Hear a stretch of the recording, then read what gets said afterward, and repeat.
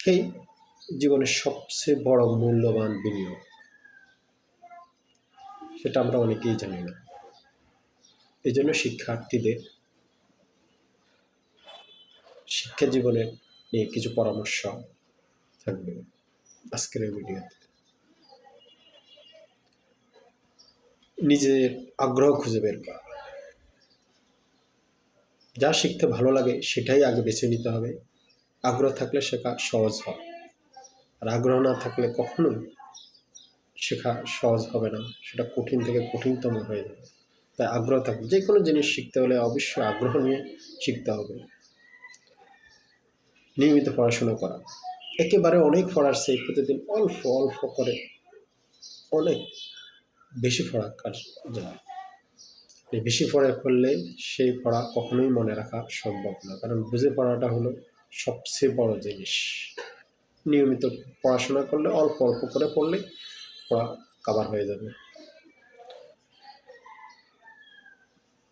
প্রশ্ন করো, কোনো বিষয় বুঝতে না পারলে বেশি বেশি করে প্রশ্ন করতে হবে।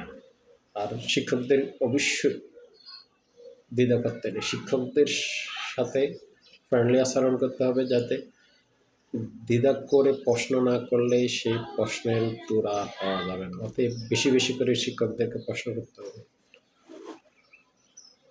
অনুশীলনের বিকল্প নেই, তথ্য শেখার পাশাপাশি অনুশীলন করলে বিষয়গুলো আরও পরিষ্কার হয়।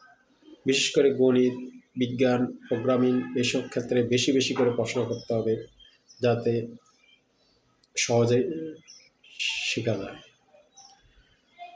বইয়ের বাহিরে শেখা, ক্লাসের বইয়ের বাহিরে ছাড়া internet, video, library, podcast, online course থেকে প্রচুর পরিমাণ শেখা যায়। এবং কি এখন তো অনলাইন যুগ, আপনি যে কোনো বই চাইলেও অনলাইনে অর্ডার দিয়ে এনে পড়া সম্ভব। ভুল থেকে শেখা, ভুল করা খারাপ কিছু না, ভুল থেকে শিক্ষা নিয়ে সেটা ভবিষ্যতে সঠিক সিদ্ধান্তে সাহায্য করে। এখন ভুল করলেন, সেটা ভবিষ্যতে সঠিক পথ প্রদর্শন করতে পারে, কারণ এই ভুল একবার করে ফেলেছেন, সেই ভুল হয়তো দ্বিতীয়বার আর করা সম্ভব হবে না।